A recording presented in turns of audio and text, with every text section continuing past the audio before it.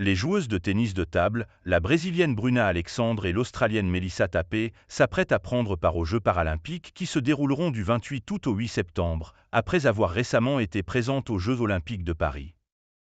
Pour Bruna, c'est l'accomplissement d'un rêve de longue date, tandis que pour Melissa, qui a déjà participé à ces deux événements en 2016 et 2021, c'est une expérience qu'elle connaît déjà bien. Ces deux sportifs partagent une passion pour le tennis de table et seront les seuls à représenter à la fois les Jeux olympiques et paralympiques à Paris. Bruna Alexandre fera ses débuts dans les deux événements lors de cette édition, tandis que Melissa Tappé, quant à elle, va réaliser cet exploit pour la troisième fois d'affilée, ayant déjà participé aux Jeux de Rio en 2016 et à ceux de Tokyo en 2021. Il est indéniable que ces deux sportifs intègrent le groupe restreint des 7 individus ayant accompli cet exploit au cours de l'histoire des Jeux olympiques. Parmi les figures les plus emblématiques de cette réalisation, on retrouve le Sud-Africain Oscar Pistorius, qui a marqué les esprits lors des Jeux de Londres en 2012.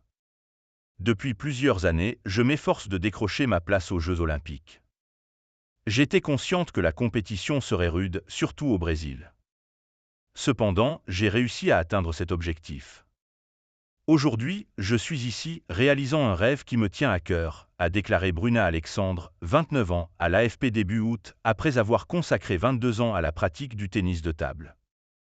Bien que la pongiste brésilienne ait déjà participé à plusieurs éditions des Jeux paralympiques, où elle a décroché 3 médailles, dont une en argent en individuel à Tokyo, sa participation aux Jeux olympiques a constitué une expérience totalement nouvelle. C'était également une première pour une athlète parasportive de son pays. Lors des huitièmes de finale par équipe, elle a affronté la Corée du Sud. Bien qu'elle ait perdu 3-1, l'important n'était pas le résultat. Bruna Alexandre a reçu une ovation de la part du public de l'Arena Paris Sud, un moment qu'elle décrit comme inoubliable. Je doute que j'aurais pu envisager mieux. Bien que la pongiste soit la première brésilienne à se retrouver dans cette situation, elle n'est pas la seule à avoir participé aux Jeux aux côtés d'athlètes valides à Paris.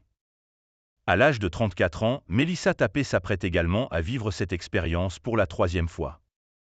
Atteinte d'une paralysie du bras droit depuis sa naissance, elle a déjà pris part aux Jeux olympiques et paralympiques à Rio, puis à Tokyo, et maintenant à Paris.